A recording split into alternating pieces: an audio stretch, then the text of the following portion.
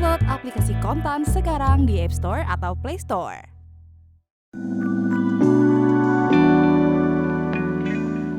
Amerika Serikat enggan mengubah tarif impor untuk Indonesia setelah sejumlah upaya negosiasi dilancarkan dalam kurang lebih 3 bulan terakhir. Presiden Amerika Serikat Donald Trump tetap mengenakan tarif dagang sebesar 32% terhadap produk asal Indonesia yang masuk AS. Keputusan itu mulai berlaku pada 1 Agustus mendatang. Dengan terbitnya keputusan Trump ini bisa dibilang semua upaya negosiasi pemerintah Indonesia menjadi sia-sia. Padahal, upaya negosiasi telah dilakukan mulai dari tawaran paket pembelian komoditas dari AS hingga investasi senilai 34 miliar US dollar atau sekitar 547 triliun rupiah.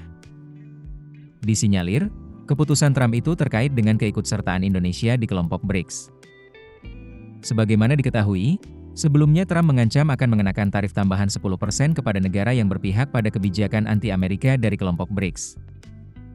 Kendati demikian, pemerintah Indonesia tetap akan melakukan negosiasi lanjutan sembari menyiapkan strategi baru menghadapi pemerintah AS. Juru bicara Kementerian Koordinator Bidang Perekonomian Haryo Limanseto mengatakan, pemerintah Indonesia masih memiliki ruang untuk merespons kebijakan tarif impor 32%. Menurut Haryo, saat ini pemerintah tengah mengoptimalkan waktu yang tersedia untuk menyiapkan langkah strategis.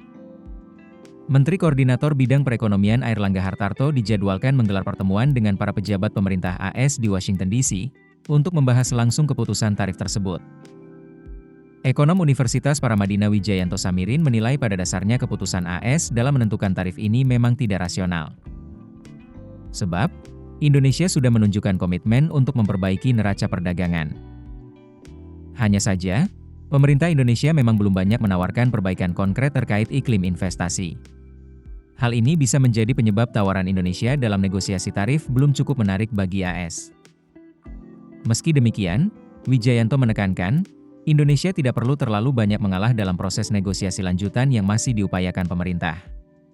Ia menyebut, posisi tawar Indonesia tetap penting, dan harus digunakan secara strategis.